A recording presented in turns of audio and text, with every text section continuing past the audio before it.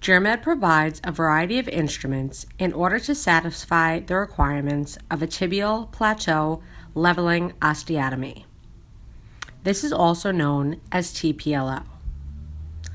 GerMed offers saw blades with radii ranging from 10 to 30.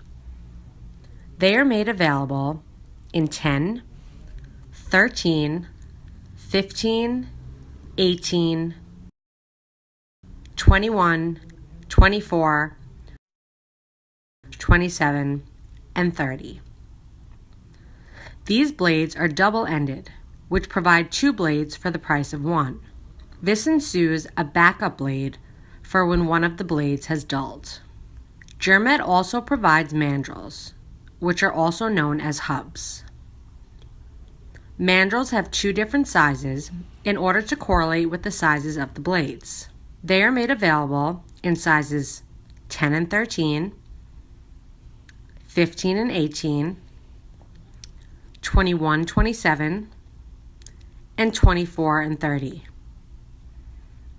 The higher number determines which blade will be fitting on the top of the mandrel, and the lower number determines the blade fitting on the bottom of the mandrel.